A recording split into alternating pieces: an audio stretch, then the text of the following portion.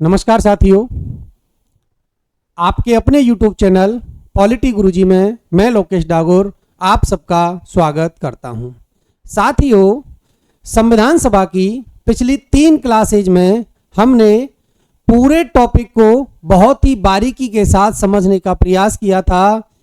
आज की जो क्लास होने वाली है उसमें हम संविधान सभा से संबंधित जितने भी प्रश्न बनने की संभावना है उन प्रश्नों को लेकर मैं महत्वपूर्ण प्रश्नोत्तरी लेकर आया हूं। किस किस प्रकार से विगत एग्जामों में प्रश्न पूछे गए हैं और कौन कौन से प्रश्न संविधान सभा से बनने की संभावना है, उन सारे प्रश्नों को लेकर आज की इस क्लास में संविधान सभा से जुड़े सारे प्रश्नों को हम एक ही साथ एक ही क्लास में कवर करने वाले हैं। तो चलते हैं आज की क्लास की ओर, जिसमें हम पढ़ेंगे संविधान सभा से जितने भी प्रश्न बनते हैं उन सबका निचोड़। साथियों, जो आगामी सभी प्रतियोगी परीक्षाओं के लिए आपको बेहतरीन साबित होगी। तो चलते हैं अपने पहले प्रश्न की ओर। पहला प्रश्न ये रहा आपकी स्क्रीन पर। साथियों, पहला प्रश्न है, कैबिनेट मिशन योजना के अंतर्गत संविधान सभा में कितनी सदस्य संख्या निर्धारित की गई थी। विगत जो क्लासेज हुई हैं उन क्लासेज में हमने संविधान सभा के बारे में खूब पढ़ा है। तो साथियों, हमने पढ़ा कैबिनेट मिशन योजना के द्वारा संविधान सभा जो भारत में बनी है वो किसकी संस्तुतियों के आधार पर गठन किया गया था। वो मिशन है कैबिनेट मिशन।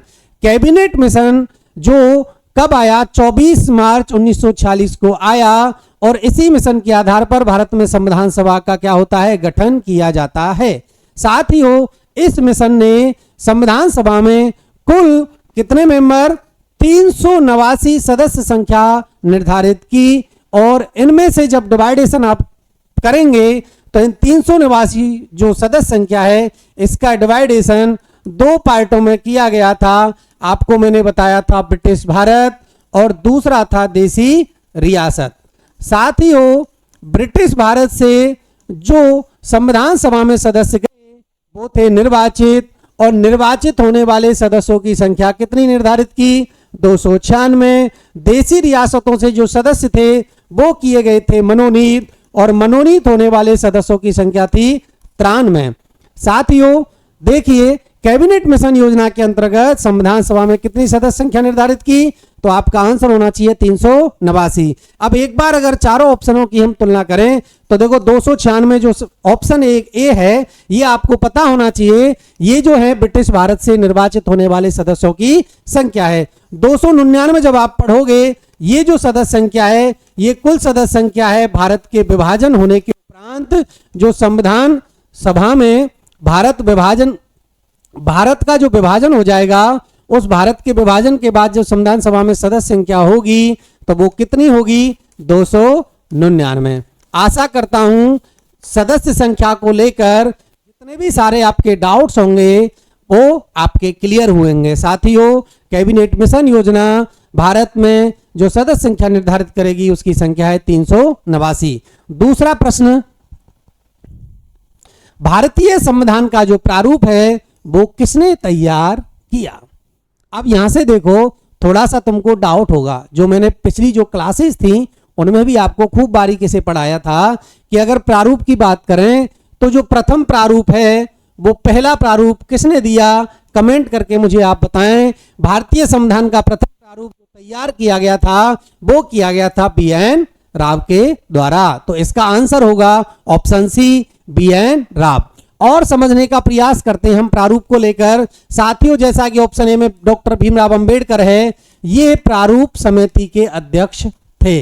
क्यों अध्यक्ष थे, प्रारूप समिति के अध्यक्ष थे। साथियों, प्रारूप नाम देखते ही सबसे पहले जो दिमाग में बात आती है वो आती है डॉक्टर BR अंबेडकर को लेकर। डॉक्टर BR अंबेडकर जबकि प्रारूप समिति के अध्यक्ष थे, इन प्रारूप समिति के द्वारा भारतीय संविधान का अंतिम प्रारूप पेश किया गया था। अगर प्रथम प्रारूप की हम बात करें या प्रारूप की बात करें कि तैयार किसने किया, तो वो थे BN राव। BR अंबेडकर प्रारूप समिति के अध्यक्ष थे।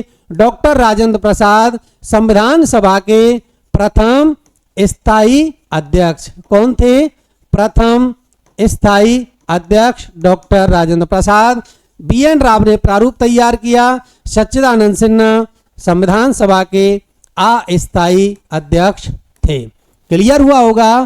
प्रारूप को लेकर प्रारूप तैयार किया जाएगा पहला बी.एन. राव के द्वारा और अंतिम प्रारूप पेश करेगी प्रारूप समिति, जिसके अध्यक्ष होंगे डॉक्टर बी.आर. अंबेडकर। प्रथम जो अध्यक्ष, वो प्रथम अगर स्थायी अध्यक्ष की बात करें तो वो है डॉक्टर राजेंद्र प्रसाद, और अगर अस्थायी अध्यक्ष की हम बात करें तो वो है सच्चिदानंद सिन्हा।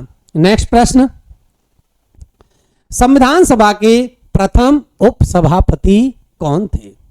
प्रथम, प्रश्न को ढंग से पढ़ना है, एक एक लाइन में देखो, अगर यह कंफ्यूज कर सकता है आपको एग्जामिनर। अगर संविधान सभा के प्रथम उपसभापति की बात करें तो हमने पढ़ा था, देखो 3 उपसभापतियों की या उपाध्यक्षों की बात हमने संविधान सभा की पिछली कक्षाओं में की थी, जिसमें पहले जो उपाध्यक्ष बनेंगे वो कौन बनेंगे? Frank Anthony. कौन थे? फ्रैंक एंथोनी हैं, और ये कैसे हैं? मनोनीत है। कौन है? मनोनीत। और आपको पता है कि संविधान सभा की प्रथम बैठक 9 दिसंबर 1946 को होगी, जिसमें प्रथम अस्थायी अध्यक्ष बनेंगे सच्चिदानंद सिन्हा, और ये सच्चिदानंद सिन्हा ही 9 दिसंबर को ही पहले उपाध्यक्ष बनाते हैं फ्रैंक एंथोनी को। इसके बाद हमने पढ़ा 2 उपाध्यक्षों की बात और की थी हमने, जिसमें पहला नाम आता है एच.सी. मुखर्जी। क्या नाम आता है? एच.सी. मुखर्जी पहले कैसे थे? निर्वाचित। किस प्रकार के उपाध्यक्ष हैं? अगर प्रथम निर्वाचित उपाध्यक्ष की बात हम करें तो प्रथम निर्वाचित उपाध्यक्ष कौन होंगे? एच.सी. मुखर्जी। इसके बाद हमने एक नाम और पढ़ा था, वो था बी.टी. कृष्णमाचारी। बी.टी. जो कृष्णमाचारी हैं साथियों, ये देशी रियासतों से प्रतिनिधित्व करने वाले, किससे? देशी रियासतों से प्रतिनिधित्व करने वाले संविधान सभा में उपाध्यक्ष हुआ करते हैं बी.टी. कृष्णमाचारी। यहां आपको कंफ्यूज नहीं होना है, ये बी.टी. कृष्णमाचारी हैं, और टी.टी. कृष्णमाचारी जो हैं वो कहां आएंगे? प्रारूप समिति में। कहां हैं? वो प्रारूप समिति के सदस्य हैं, और बी.टी. कृष्णमाचारी देशी रियासतों से प्रतिनिधित्व करने वाले संविधान सभा के उपाध्यक्ष हैं। तीनों उपाध्यक्षों की कहानी क्लियर होगी। अगर किसी प्रकार का आपको डाउट होता है तो आप मुझे कमेंट करके बता सकते हैं। वैसे मेरा प्रयास रहेगा कि आपके जितने भी प्रकार के डाउट्स हैं या जितने भी प्रकार के संविधान सभा से संबंधित प्रश्न बनते हैं, उन सबको मैं एक ही क्लास में आपको समझाने का प्रयास करूंगा। देखिए, बी.आर. अंबेडकर ऑप्शन गलत है, क्योंकि प्रथम उपसभापति कौन होंगे? Frank Anthony. लेकिन इनके बारे में जब ऑप्शन आए हैं तो थोड़ा डिटेल में चर्चा कर लें। बी.आर. अंबेडकर आपके प्रारूप समिति के हैं, सच्चिदानंद सिन्हा प्रथम अस्थायी अध्यक्ष हैं, और एच.सी. मुखर्जी कैसे हैं? निर्वाचित। अब देखो प्रश्न, अगर आ जाता है प्रथम उपसभापति तो आंसर होगा फ्रैंक एंथोनी, और अगर प्रश्न को एग्जामिनर अलग प्रकार से घुमा के पूछने का प्रयास करे कि प्रथम निर्वाचित उपाध्यक्ष उपसभापति कौन थे, तो आपका आंसर हो जाएगा एच.सी. मुखर्जी। साथियों, आशा करता हूं सारी जो चीजें हैं वो क्लियर हो रही होंगी। चलते हैं नेक्स्ट प्रश्न की ओर। देखिए, नेक्स्ट प्रश्न बहुत बढ़िया। हिंदी को राजभाषा के रूप में कब स्वीकार किया गया? ये आपको पता है, हिंदी हमारी कौन सी है? राजभाषा है। हिंदी कैसी भाषा है? राजभाषा है। और राजभाषा के रूप में हिंदी को कब? 14 सितंबर 1949। किस डेट को? 14 सितंबर 1949 को संविधान सभा के द्वारा क्या किया जाएगा? हिंदी को राजभाषा के रूप में स्वीकार किया गया। और इसी दिन 14 सितंबर को हम किस रूप में मनाते हैं? हिंदी दिवस के रूप में मनाते हैं। किस रूप में मनाते हैं? हिंदी दिवस के रूप में हम मनाते हैं 14 सितंबर को, क्योंकि 14 सितंबर 1949 को हिंदी को राजभाषा के रूप में स्वीकार किया गया था। और अगर हिंदी राजभाषा के रूप से रिलेटेड आपको कोई आर्टिकल पूछे तो आपको आर्टिकल याद रखना है 343। जब हम अनुच्छेदों को लेकर चर्चा करेंगे तो वहां 343 को लेकर विस्तार पूर्वक चर्चा करेंगे। साथियों, इस जो प्रश्न है इसका आंसर तो होगा 14 सितंबर 1949। लेकिन जो और डेट है इनके बारे में डिस्कस कर लें। 26 नवंबर 1949 आपको पता होना चाहिए, इस डेट को भारत का संविधान क्या हो जाएगा, बनकर तैयार हो जाएगा। और आपको पता है कि संविधान निर्माण में कितना समय लगा, 2 वर्ष 11 माह 18 दिन लगेंगे। साथियों 26 नवंबर 1949 को संविधान को अंगीकृत, अधिनियमित और आत्मर्पित किया गया था। देखिए 26 जनवरी 1950, इसका आपको पता ही है, भारत क्या बन जाएगा, गणराज्य बन जाएगा। और इस दिन संविधान पूर्ण रूप से लागू होगा और इसलिए हम गणतंत्र दिवस के रूप में 26 जनवरी को मनाते हैं। साथियों 15 अगस्त 1947 है, 15 अगस्त को भारत क्या होगा, स्वतंत्र होगा और इस दिन हम क्या मनाएंगे, स्वतंत्रता दिवस मनाएंगे। चलते हैं नेक्स्ट प्रश्न की ओर। 5वां प्रश्न, संविधान सभा के मुख्य प्रारूपकार कौन थे? क्या प्रश्न देखिए, अच्छे से पढ़िए, यहां पर किसी प्रकार का आपको कंफ्यूज नहीं होना है। प्रारूप से संबंधित जब भी प्रश्न आते हैं तो प्रारूप से संबंधित या तो आपको पी.एन. राव याद आएगा या प्रारूप समिति के अध्यक्ष डॉक्टर बी.आर. अम्बेडकर याद आएंगे, लेकिन प्रश्न को अच्छे से पढ़ना है कि संविधान सभा के जो मुख्य प्रारूपकार थे वो कौन थे। साथियों बी.एन. राव जो हैं वो संविधान सभा के संवैधानिक सलाहकार नियुक्त किए गए थे। क्या थे? संवैधानिक सलाहकार नियुक्त किए गए थे। और आपको पता होना चाहिए कि जो बी.एन. राव हैं ये अंतरराष्ट्रीय न्यायालय हेग नीदरलैंड में न्यायाधीश रह चुके हैं। डॉक्टर अंबेडकर जो हैं वो प्रारूप समिति के अध्यक्ष थे। कौन थे? प्रारूप समिति के अध्यक्ष। कृपलानी प्रथम वक्ता थे क्योंकि इन्होंने नाम सुझाया था प्रथम उपाध्यक्ष सच्चिदानंद सिन्हा का, और इसका आंसर हो जाएगा एल.एन. मुखर्जी।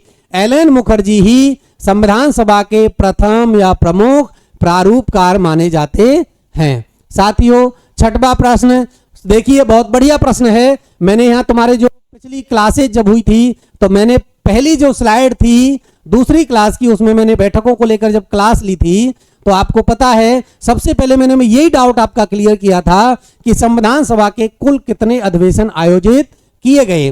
साथियों आपको मैंने बताया था कि संविधान सभा के अगर अधिवेशनों की बात करें तो अधिवेशनों की संख्या कितनी है, 11 है। और अगर आपसे कोई बैठकों की बात करता है तो बैठकों की संख्या कितनी हो जाएगी, 167।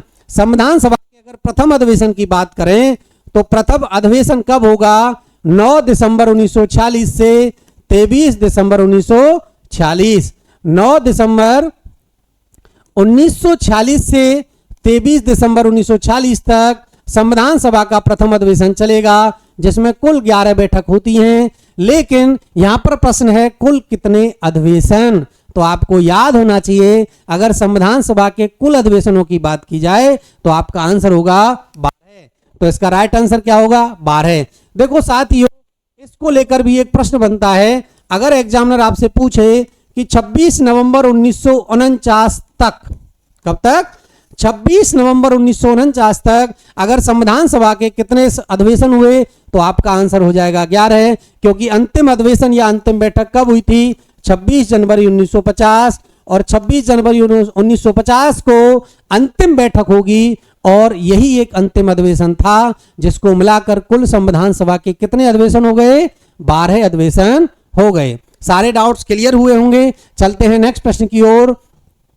संविधान की प्रथम बैठक में, पढ़िए प्रश्न को अच्छे से, संविधान की प्रथम बैठक में कितने सदस्यों ने भाग लिया। दोनों प्रश्न अलग अलग हैं, आपको प्रश्न को अच्छे से पढ़ना है। एग्जामिनर ने अगर बात की प्रथम बैठक की तो आपका आंसर अलग होगा, और अगर एग्जामिनर इसी प्रश्न को दूसरे तरीके से बनाता है और इसकी जगह बैठक की जगह बोल देता है क्या, अधिवेशन, तो आपका आंसर अलग होगा। साथियों अगर हम प्रथम बैठक की बात करें तो प्रथम बैठक का आयोजन होता है 9 दिसंबर 1946 को। कब होगा, 9 दिसंबर 1946 को संविधान सभा की प्रथम बैठक आयोजित की गई, जिसमें सदस्य संख्या थी 207। मैंने जब क्लास ली उसमें आपको सारे डाउट्सों को मैं क्लियर करते हुए चला था, और ये जो डाउट्स हैं दोनों 207 और 211 सदस्य संख्या को लेकर मैंने खूब आपसे विस्तार पूर्वक चर्चा की थी कि अगर वो प्रथम बैठक की बात करता है तो 207 सदस्य शामिल थे, जिसमें मैंने आपको ये भी बताया था यहां से अगर महिलाओं की संख्या पूछ ले प्रथम बैठक से, तो प्रथम बैठक में जैसे कुल महिला पूछे तो आंसर 15 होगा, और अगर प्रथम बैठक की बात करता है महिलाओं की तो आपका आंसर क्या हो जाएगा, 10 हो जाएगा। तो प्रथम बैठक में अगर कुल सदस्य संख्या पूछी जाए उपस्थित की तो 207 है, और अगर इसी जगह बैठक की जगह बोल दे अधिवेशन, तो अधिवेशन शब्द आते ही इसका आंसर भी बदल जाएगा और इसका आंसर हो जाएगा साथियों 211। 211 जो सदस्य हैं, ये 211 सदस्य प्रथम अधिवेशन में हैं, और प्रथम अधिवेशन कब से कब तक आयोजित हुआ, 9 दिसंबर 1946 से 23 दिसंबर 1946 तक आयोजित किया जाएगा, और प्रथम अधिवेशन में शामिल होने वाले सदस्यों की संख्या हो जाएगी 211। साथियों दोनों जो डाउट्स हैं वो क्लियर हुए होंगे। 207 और 211 सदस्य संख्या को लेकर प्रथम बैठक आए तो आपको आंसर करके आना है 207, और अगर अधिवेशन आ जाए तो आपका आंसर बदल जाएगा और क्या हो जाएगा 211। चलते हैं नेक्स्ट प्रश्न की ओर। संविधान सभा में एकमात्र महिला है जिसने संविधान में देशी रियासतों का प्रतिनिधित्व किया। साथियों जब मैंने आपको संविधान सभा की पहली क्लास में जो अंतिम स्लाइड थी उसमें बताया था संविधान सभा में जो महिलाएं थी, कुल महिलाएं उनकी संख्या कितनी थी, तो आपका क्या आंसर है 15। कितनी महिलाएं थी 15। महिला सदस्यों को लेकर संविधान सभा से यही 3-4 प्रश्न बनेंगे, जिसमें देखो कुल महिला सदस्य पूछ सकता है 10 हैं।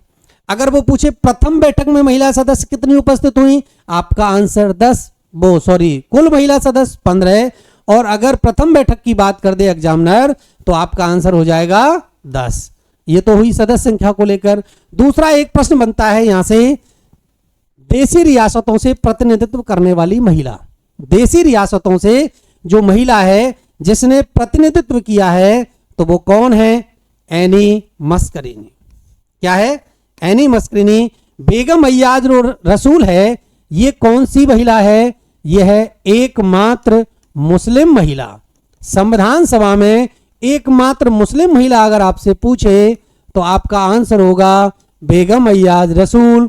और अगर एग्जामिनर आपसे पूछे दलित महिला, कौन सी महिला, दलित महिला को लेकर भी प्रश्न बनता है तो दलित महिला होगी दक्षयानी वेलायुधन। कौन है, दक्षयानी वेलायुधन है संविधान सभा में जो एकमात्र दलित महिला हैं। और अगर एकमात्र मुस्लिम महिला की हम बात करें तो बेगम अय्याज रसूल है, और देशी रियासतों से प्रतिनिधित्व करने वाली एकमात्र महिला है तो एनी मस्करीनी है। अगर कुल महिला सदस्यों की हम बात करें तो वो 15 है, और पहली बैठक में शामिल होने वाली अगर महिला सदस्यों की हम बात करें तो वो 10 है।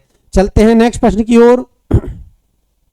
26 नवंबर 1949 को भारतीय संविधान के कुल कितने अनुच्छेदों को लागू किया गया, तो आपको आंसर पता है 26 नवंबर 1949 को संविधान क्या हो जाता है, आंशिक रूप से लागू।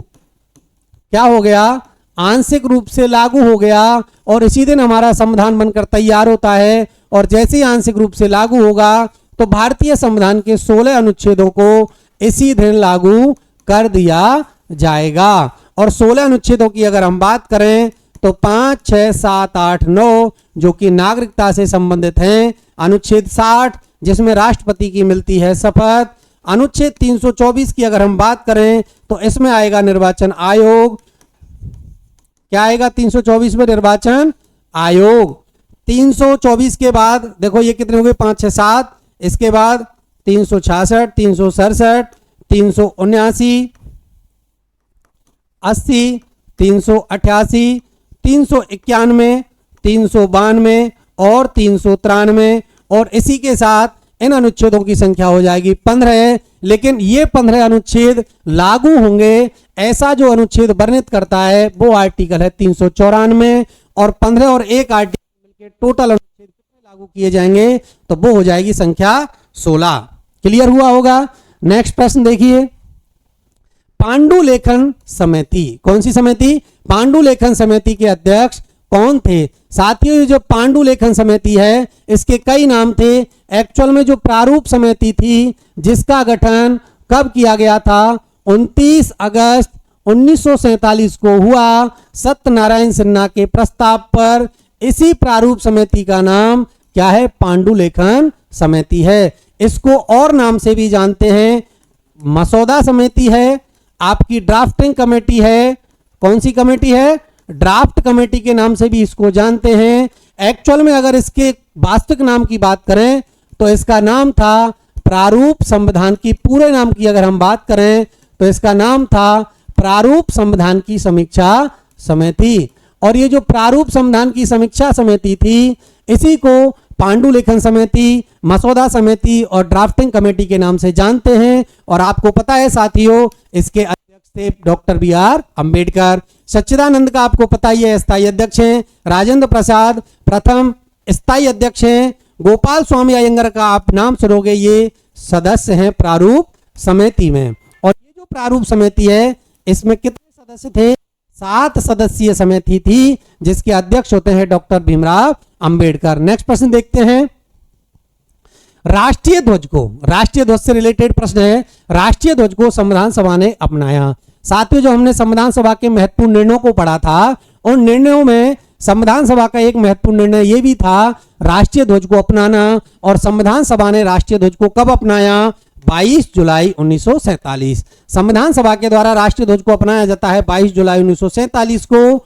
अब देखिए, संविधान सभा जब राष्ट्रीय ध्वज को अपनाएगी तो इससे रिलेटेड जो चारों डेटे हैं, जैसे 26 जनवरी की हम बात करें तो 26 जनवरी को क्या होगा? संविधान लागू हो जाएगा।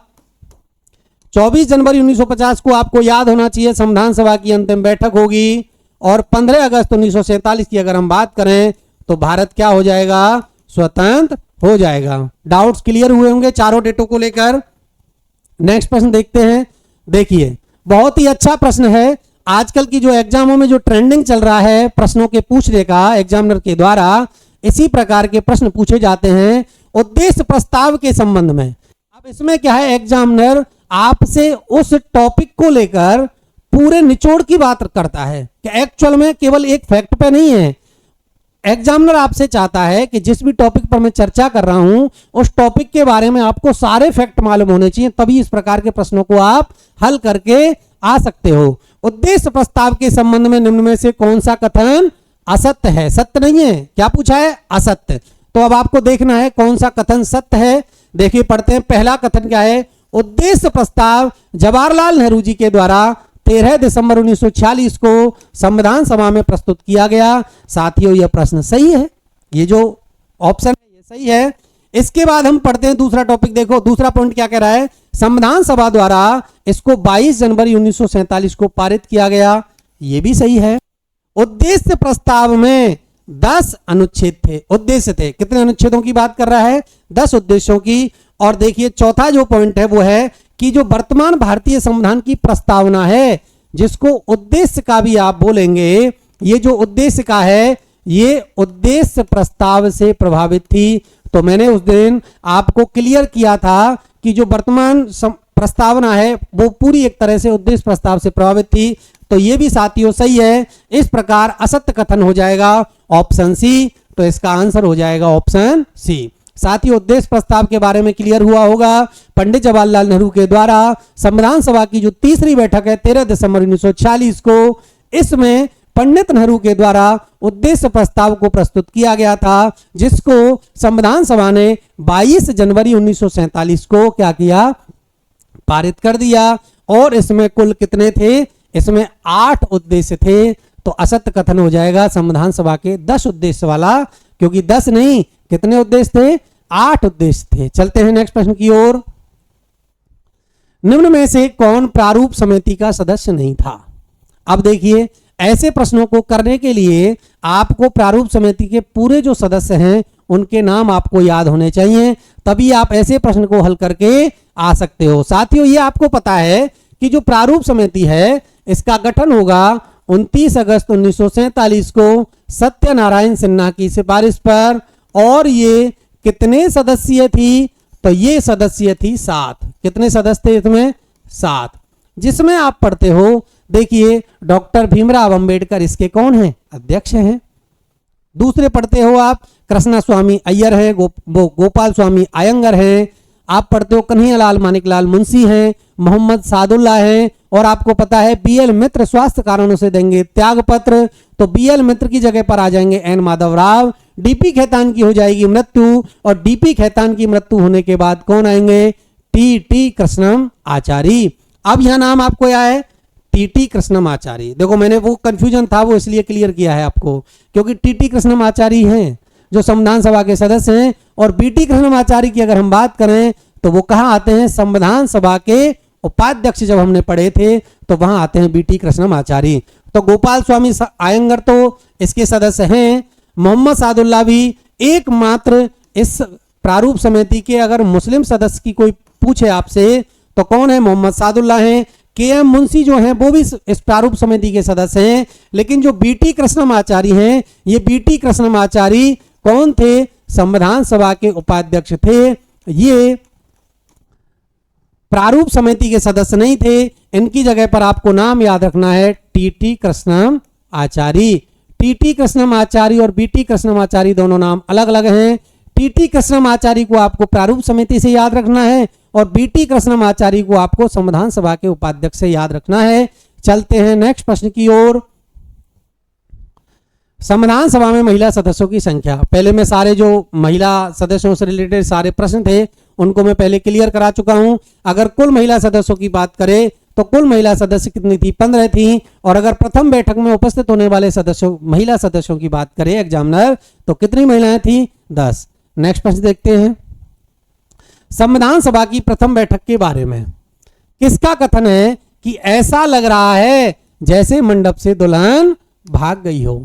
तो संविधान सभा की जब प्रथम बैठक होगी और मुस्लिम लीग एक तरह से संविधान सभा का बहिष्कार कर देती है, तो संविधान सभा में कम सदस्य उपस्थित होते हैं जिनकी संख्या है 207, और जब 389 सदस्यों में से मात्र 207 सदस्य उपस्थित होते हैं तो ये चर्चिल जो पहले पीएम रहे थे, ये पीएम जो रहे थे ब्रिटेन में, ये जो चर्चिल हैं ये बोलेंगे कि ऐसा लग रहा है जैसे मंडप से दुल्हन ही भाग गई हो। तो संविधान सभा के बारे में जो कथन है वो भी आपको याद रखना है।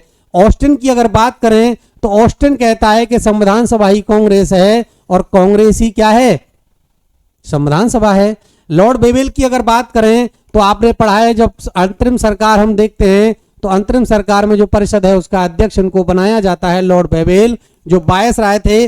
अगर क्लीमेंट एटली की हम बात करें तो क्लीमेंट एटली जब भारत आजाद होगा या कैबिनेट मिशन के आधार पर जब वो संविधान सभा बनेगी तो उस समय कौन थे?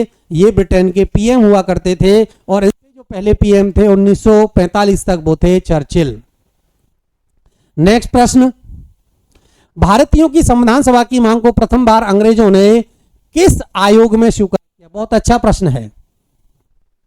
देखिए 1895 से जब हमने शुरुआत की थी, 1895 में सबसे पहले बाल गंगाधर मांग करेंगे संविधान सभा की।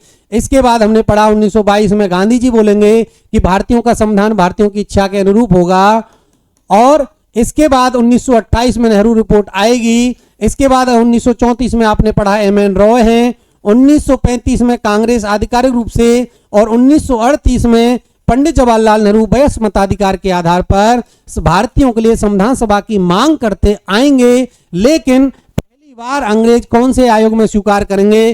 तो अगस्त प्रस्ताव 1940, जो कि 8 अगस्त 1940 को कहां पर आएगा? भारत में आएगा, और पहली बार भारतीयों की मांग को स्वीकार करेगा। लेकिन हमने इसके बारे में डिटेल्स में चर्चा की थी कि इसमें मतलब ये जो कैबिनेट ये अगस्त प्रस्ताव 1940 है, ये क्या हो जाता है? असफल हो जाता है। साथियों, बेबेल योजना 1945 है। कैबिनेट मिशन के 1946 के आधार पर संविधान सभा आगे बनेगी। क्रिप्स मिशन 1942 के बारे में हमने पिछली क्लासेज में खूब डिटेल्स में चर्चा की है। चलते हैं नेक्स्ट प्रश्न की ओर। देखिए नेक्स्ट प्रश्न क्या है? भारतीय संविधान का निर्माण निम्न में से कौन सी मिशन की संस्तुति के आधार पर किया गया था? यह भी बहुत सारी एग्जामों में पूछा गया है प्रश्न।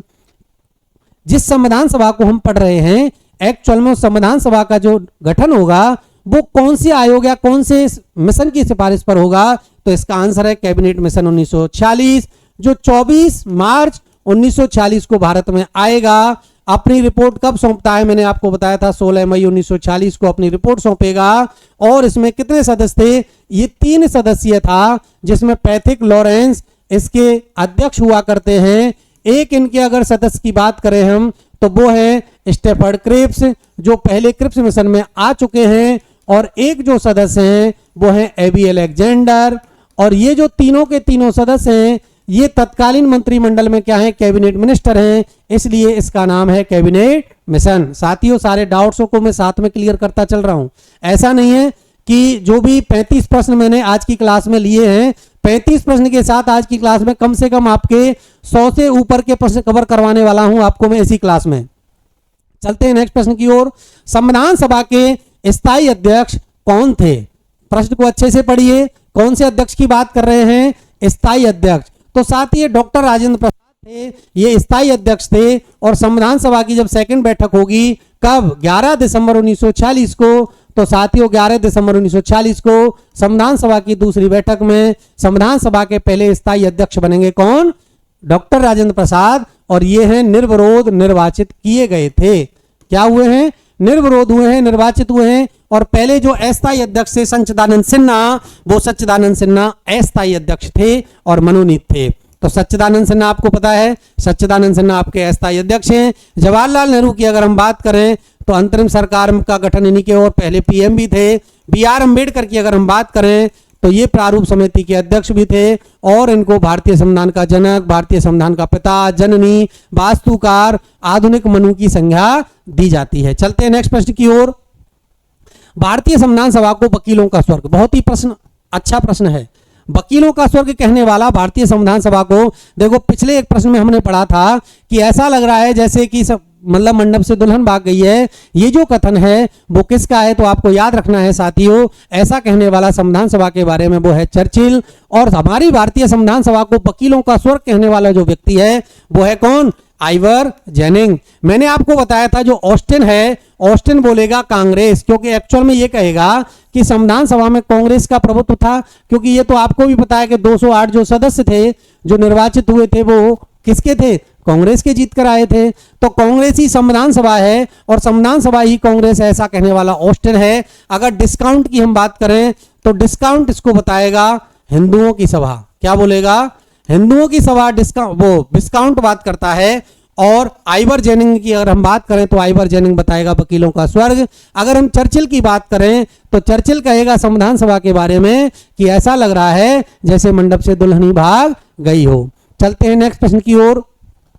संविधान दिवस कब मनाया जाता है? बहुत ही सिंपल प्रश्न है। संविधान दिवस 26 नवंबर को मनाते हैं। क्यों मनाते हैं? क्योंकि 26 नवंबर 1949 को क्या होगा? भारत का संविधान बनकर तैयार हो जाता है। और इसी दिन एक तरह से अगर आपसे पूछे आंशिक रूप से लागू है तो आंशिक रूप से लागू की तिथि भी आपको याद रखनी है, 26 नवंबर 1949 है। और कितने अनुच्छेद? तो 16 अनुच्छेद जो हम पिछले प्रश्न में डिस्कस कर चुके हैं। तो आंशिक रूप से लागू होगा 26 नवंबर 1949। कुल कितने अनुच्छेद लागू किए जाएंगे? 16 अनुच्छेद। और 26 नवंबर को हम संविधान दिवस मनाते हैं 2015 से, क्योंकि इसी वर्ष डॉक्टर बी.आर. अम्बेडकर को 125वीं जन्म दिवस हम मना रहे थे। तो 125वें जन्म दिवस के उपलक्ष्य में 26 नवंबर 2015 से हमने क्या मनाना शुरू किया है? 26 नवंबर को संविधान दिवस। चलते हैं नेक्स्ट प्रश्न की ओर। आधुनिक मनु, देखो मैंने पहले भी बताया था अभी कुछ देर पहले कि डॉक्टर बी.आर. अम्बेडकर हैं जिनको संविधान में महत्वपूर्ण योगदान देने के लिए भारतीय संविधान का जनक, भारतीय संविधान का पिता, भारतीय संविधान की जननी, वास्तुकार, रचनाकार और आधुनिक मनु की संज्ञा दी जाती है। तो इसका आंसर हो जाएगा डॉक्टर बी.आर. अम्बेडकर। जवाहरलाल नेहरू पहले पीएम है, राजेंद्र प्रसाद स्थायी अध्यक्ष हैं, बी.टी. कृष्णमाचारी क्या हैं? उपाध्यक्ष। क्या हैं? उपाध्यक्ष। नेक्स्ट प्रश्न, संविधान सभा पर अंतिम हस्ताक्षर। अगर हस्ताक्षर की हम बात करें तो साथियों 24 जनवरी 1950 को जब संविधान सभा की अंतिम बैठक होगी तो आपको याद रखना है संविधान सभा की अंतिम बैठक। अब देखिए इस अकेले प्रश्न से मैं कितने प्रश्न आपको सॉल्व करा रहा हूं। देखो एक प्रश्न बनेगा संविधान सभा की अंतिम बैठक कब हुई? 24 जनवरी 1950 को। 24 जनवरी 1950 को जब अंतिम बैठक होगी तो इसी दिन संविधान सभा पर कितने सदस्यों ने हस्ताक्षर किए? 284 सदस्यों ने हस्ताक्षर किए, जिसमें प्रथम प्रथम हस्ताक्षर अगर किए तो प्रथम हस्ताक्षर करने वाले कौन थे? वो थे JL नेहरू, जवाहरलाल नेहरू। और अगर हम अंतिम हस्ताक्षर की बात करें तो अंतिम हस्ताक्षर करने वाले थे डॉक्टर राजेंद्र प्रसाद। नेक्स्ट प्रश्न देखते हैं। भारतीय संविधान सभा ने अंतरिम संसद के रूप में कब तक कार्य किया? देखो, अंतरिम संसद की हमने बात की थी। 2 सितंबर 1946 को पंडित नेहरू के नेतृत्व में क्या बनी? अंतरिम संसद बनी, जिसमें पहले हमने सदस्यों की बात की थी तो वो कितनी थी? 12। और जब पुनर्गठन होगा, मुस्लिम लीग शामिल हो जाएगी, तो अपने 3 सदस्यों से इस्तीफा दिलवाया जाता है कांग्रेस के द्वारा। और मुस्लिम लीग के कितने सदस्य? 5 सदस्यों को शामिल करेंगे। और पुनर्गठन के बाद इस अंतरिम सरकार में जो सदस्यों की संख्या हो जाएगी वो कितनी हो जाएगी? 14 हो जाएगी। अंतरिम संसद की अगर हम बात करें, इस संविधान सभा ने 13 मई 1952 तक अंतरिम संसद के रूप में कार्य किया। साथियों, क्योंकि 1952 में आम चुनाव के बाद जब तक सरकार अस्तित्व में नहीं आएगी तब तक इसी संसद, जो ये संविधान सभा थी, यही संविधान सभा विधायिका के रूप में भी कार्य करती थी, अर्थात अंतरिम संसद के रूप में भी कार्य किया है। मैंने आपको बताया था संविधान सभा की दोहरी भूमिका।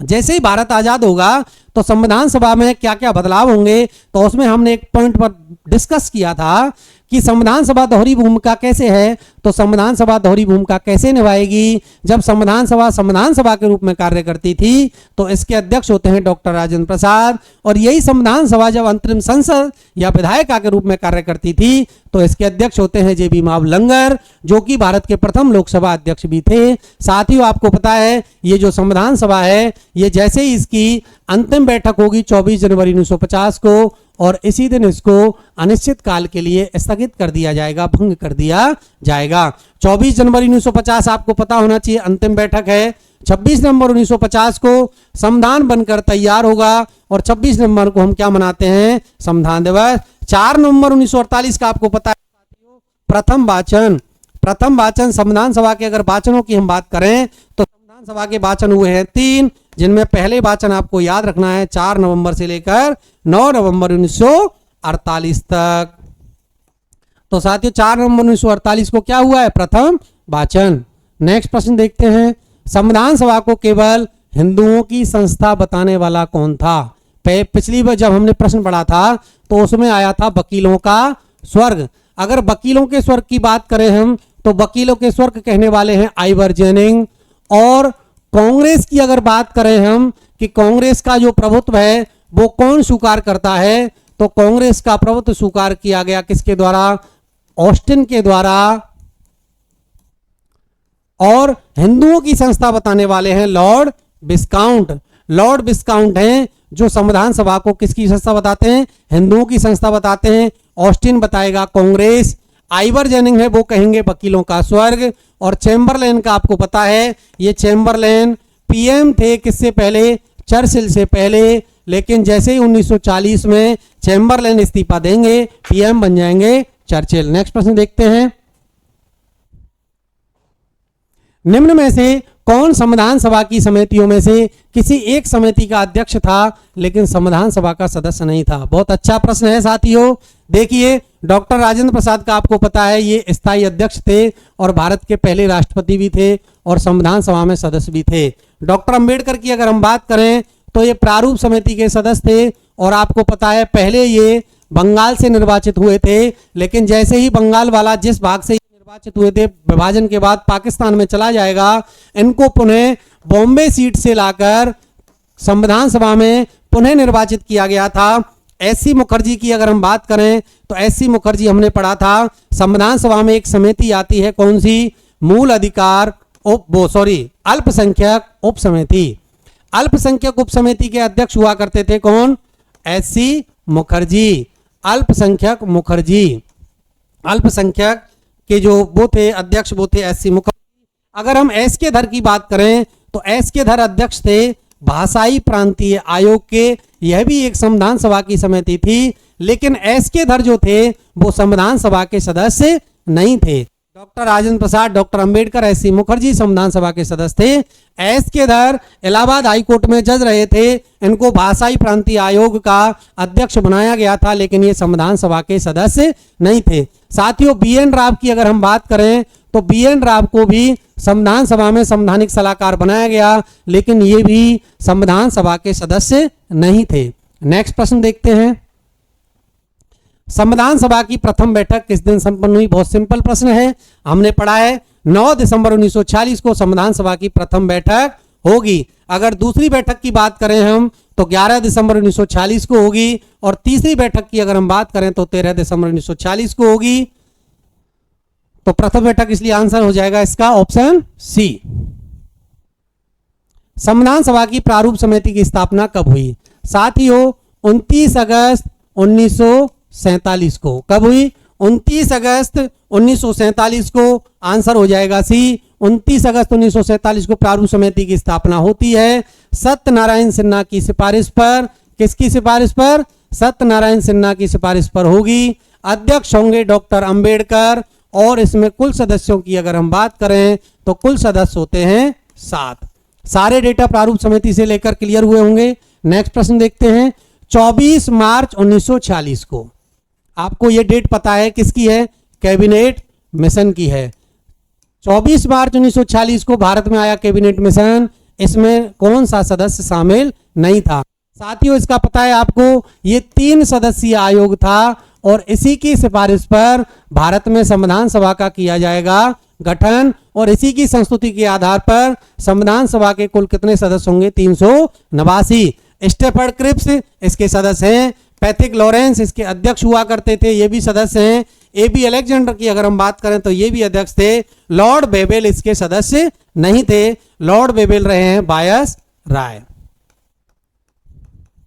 ये बायस राय थे लॉर्ड बेबेल। बेबेल योजना देंगे बाद में 1945 में, लेकिन ये कैबिनेट मिशन के सदस्य नहीं थे। कैबिनेट मिशन के मात्र 3 सदस्य थे। स्टेफर्ड क्रिप्स है, पैथिक लॉरेंस है, ए.बी. अलेक्जेंडर। नेक्स्ट प्रश्न। संविधान के प्रारूप पर अंतिम वाचन कब हुआ? तो संविधान के वाचनों को लेकर यह प्रश्न है।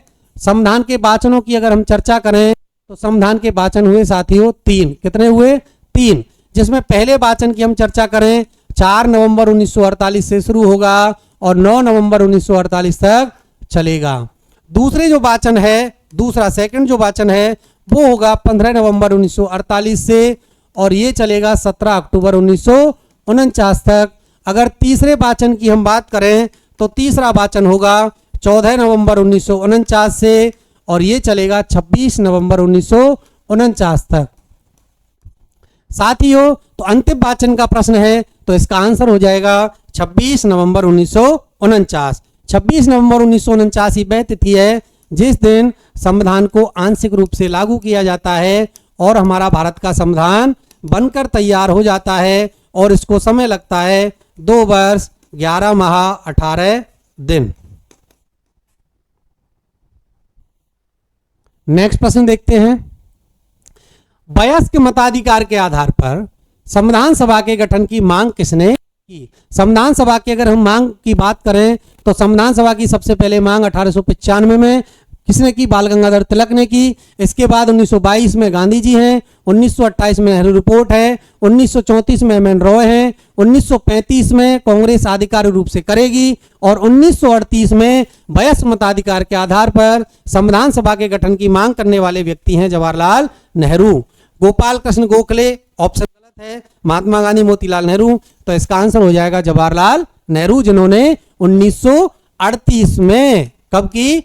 1938 में इन्होंने संविधान सभा के गठन की वयस्क मताधिकार के आधार पर बात की। नेक्स्ट प्रश्न देखते हैं। संविधान सभा के कुल सदस्यों में देशी रियासतों से कुल कितने प्रतिनिधि थे?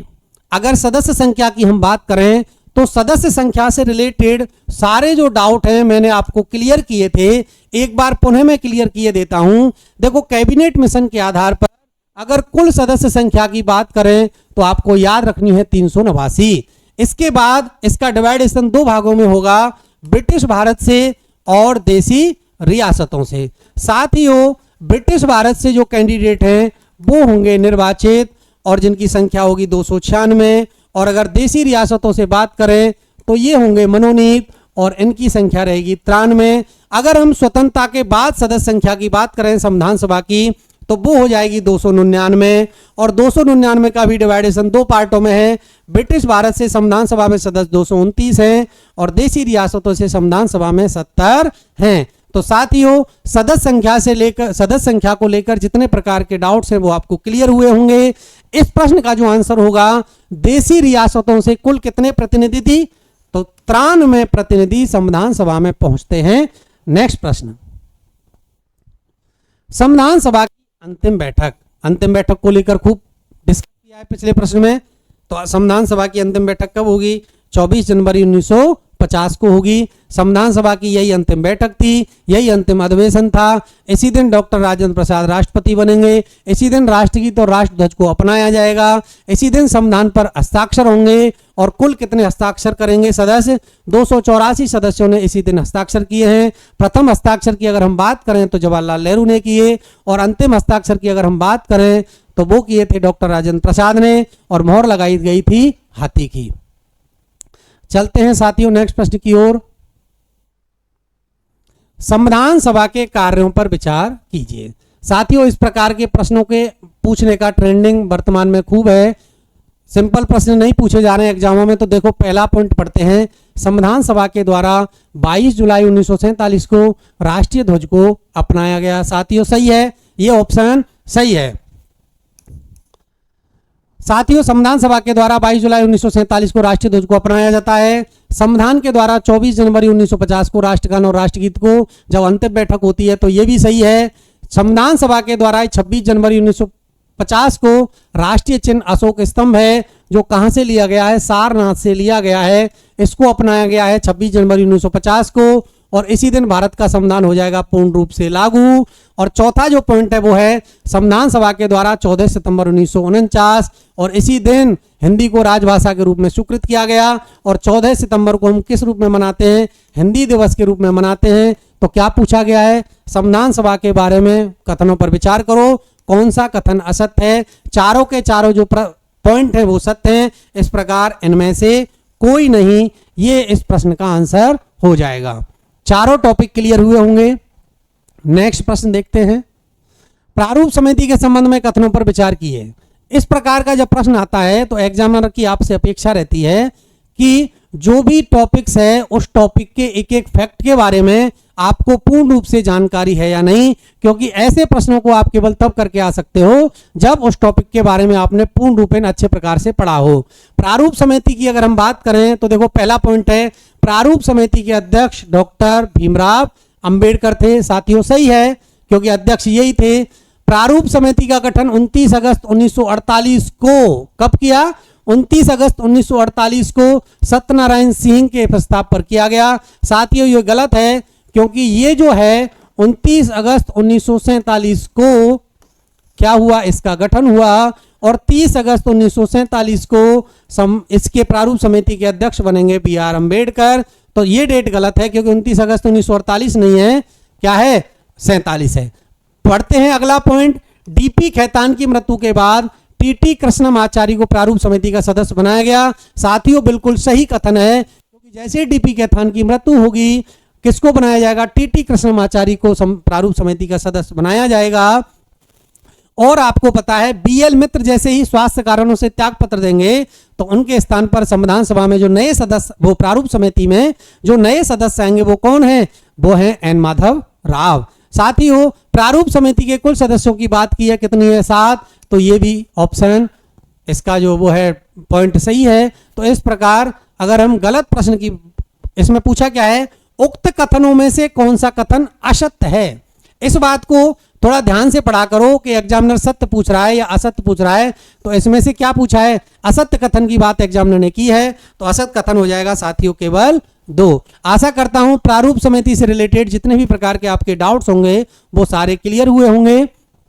साथियों अगला प्रश्न देखते हैं। निम्न में से असुमेलित है। अब देखो ऐसे प्रश्नों में एग्जामिनर एक ही साथ आपसे सारी जो समितियां का गठन किया गया था उनसे रिलेटेड प्रश्न पूछना चाहता है। उसने एक समिति के बारे में चर्चा नहीं की है। आपको सारी समितियां जब याद होंगी तब आप असुमेलित वाले इस प्रकार के प्रश्नों को सही करके, सही या गलत करके आओगे। देखिए, संघ संविधान जो समिति है उसके जो एक साइड में समितियां दे रखी हैं और एक साइड में इनके अध्यक्ष दे रखे हैं। तो देखिए साथियों, संघ संविधान समिति की अगर हम बात करें तो इसके अध्यक्ष कौन थे? जवाहरलाल नेहरू थे। और मैंने आपको बताया था संघ से रिलेटेड जो भी समिति आ जाए दूसरी आएगी संघ शक्ति समिति। तो संघ शक्ति समिति का भी अध्यक्ष कौन थे? तो वो थे पंडित जवाहरलाल नेहरू। दूसरी जो समिति है प्रांतीय, प्रांतीय संविधान समिति की अगर हम बात करें तो इसके अध्यक्ष थे वल्लभ भाई पटेल। कौन थे? वल्लभ भाई पटेल। इसका मतलब ऑप्शन जो 2 है, पॉइंट नंबर 2 है, ये गलत है। तीसरा पढ़ते हैं प्रक्रिया नियम समिति। प्रक्रिया नियम समिति के अध्यक्ष के एम मुंशी, ये भी गलत है क्योंकि इसके अध्यक्ष थे डॉक्टर राजेंद्र प्रसाद। और मैंने आपको बताया था प्रक्रिया नियम समिति और संचालन समिति, झंडा समिति, इस सभी के अध्यक्ष कौन थे? डॉक्टर राजेंद्र प्रसाद हुआ करते। तो ये के एम मुंशी वाला भी गलत है क्योंकि जो संविधान सभा के अध्यक्ष हैं वो ही प्रक्रिया नियम और संचालन से संबंधित कार्य करेंगे। तो प्रक्रिया नियम समिति, संचालन समिति और झंडा समिति के अध्यक्ष कौन है? कौन है? डॉक्टर राजेंद्र प्रसाद है। तो ये भी ऑप्शन गलत है। मूल अधिकार उप समिति।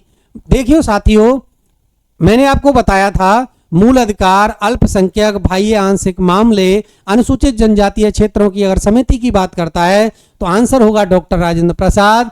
और इन चारों की अलग अलग उप समितियां भी बनाई गई थी, जिनमें एक उप समिति मूल अधिकार उप समिति थी जिसके अध्यक्ष कौन है? जेबी कृपलानी। तो ये आपका आंसर सही है। इसके बाद देखते हैं कौन सा, क्या पूछा है? असुमेलित। तो कौन सा असुमेलित है? ऑप्शन 2 और ऑप्शन 3। तो आंसर होगा इसका बी। केवल 2 और 3 आपके असुमेलित हैं। चलते हैं नेक्स्ट प्रश्न की ओर।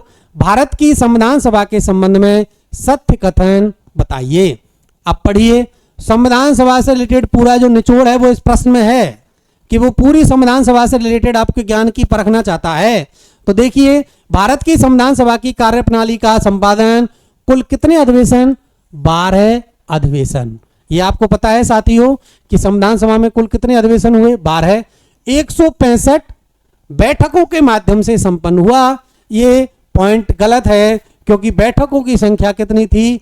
167। कितनी है साथियों? मैंने आपको बताया था संविधान सभा की जो पूरी कार्यप्रणाली का संपादन होगा कुल बैठकें होंगी 167 और अगर अधिवेशन की या सत्र की बात करें तो वो होंगे कुल 12। तो इसका मतलब पॉइंट नंबर 1 है गलत। दूसरा पॉइंट देखते हैं, संविधान सभा की दूसरी बैठक 11 दिसंबर 1946 को हुई। बिल्कुल सही है क्योंकि प्रथम बैठक की अगर हम बात करें तो वो 9 दिसंबर 1946 को होगी जिसमें अस्थायी अध्यक्ष सच्चिदानंद सिन्हा बनेंगे। और दूसरी बैठक होगी 11 दिसंबर 1946 को जिसमें स्थायी अध्यक्ष बनेंगे डॉक्टर राजेंद्र प्रसाद। संविधान सभा की अंतिम बैठक 26 जनवरी 1950। साथियों, ये गलत है क्योंकि संविधान सभा की अंतिम जो बैठक है वो कब हुई है? 24 जनवरी 1950 को हुई थी। तो ये भी गलत। चौथा पॉइंट पढ़ते हैं, संविधान सभा में एक ऐतिहासिक उद्देश्य प्रस्ताव कौन प्रस्तुत करेगा? जवाहरलाल नेहरू। और इन्होंने किए 13 दिसंबर 1946 को प्रस्तुत किया। कब किया? 13 दिसंबर 1946 को। तो उद्देश्य प्रस्ताव के बारे में हमने पूरी डिटेल में चर्चा कर ली थी। पंडित नेहरू प्रस्ताव प्रस्तुत करेंगे 13 दिसंबर 1946 को। तो इस प्रकार ये भी आपका पॉइंट सही है। तो इसका आंसर देखो, गलत वाले कौन से हैं? क्या पूछा है? सत्य कथन। तो सत्य कथन है 2 और 4। तो इसका आंसर शायद नीचे है ऑप्शन डी में, केवल 2 व 4, क्योंकि साथियों उसने बात की है सत्य कथन की। चलते हैं आज की क्लास के अंतिम प्रश्न की ओर। और अंतिम प्रश्न है, कैबिनेट मिशन के संबंध में निम्न में से कौन सा कथन सत्य है? किससे रिलेटेड पूछा है? कैबिनेट मिशन से रिलेटेड पूछा है। कैबिनेट मिशन में 3 सदस्य थे। मैंने आपको पहले भी बताया था 3 सदस्य जो थे जिसमें पैथिक लॉरेंस अध्यक्ष हैं, स्टेफर्ड क्रिप्स जो पहले क्रिप्स मिशन में आ चुके हैं वो भी सदस्य थे, और एबी अलेक्जेंडर। 3 सदस्यों का एक आयोग है। तो पहला पॉइंट इसका सही है। कैबिनेट मिशन ने भारतीय संविधान की सदस्य संख्या 389। पहली क्लास से मैं आपको निरंतर बताते आ रहा हूं कि संविधान सभा का गठन कैबिनेट मिशन की संस्तुति के आधार पर होगा और सदस्य संख्या निर्धारित की जाएगी 389। तो ये भी आपका जो पॉइंट है वो सही है। कैबिनेट मिशन 30 मार्च 1946 को आया। अब ये जो डेट है वो गलत है साथियों, क्योंकि कैबिनेट मिशन 24 मार्च 1946 को आएगा और अपनी रिपोर्ट 16 मई 1946 को प्रस्तुत करेगा। तो ये आपका जो ऑप्शन है, ये ऑप्शन नंबर 3 गलत है। चौथा जो पॉइंट है वो पढ़ते हैं। कैबिनेट मिशन के आधार पर संविधान सभा में प्रति 10 लाख की जनसंख्या पर एक व्यक्ति, कौन, प्रति 10 लाख की जनसंख्या पर एक व्यक्ति निर्वाचित होगा। बिल्कुल कथन सत्य है। तो एग्जामिनर क्या पूछा है इसमें प्रश्न में, सत्य कथन की बात कर रहा है। 1 2 4 ऑप्शन देखिए, ऑप्शन नंबर सी इसका राइट आंसर होगा। साथियों, मेरे द्वारा संविधान सभा से संबंधित जितने भी प्रश्न बनने की संभावना है वो सारे प्रश्न आपको आज की इस क्लास में कराए हैं। मिलते हैं एक नए टॉपिक को लेकर, तब तक के लिए आप सभी को जय हिंद, जय भारत।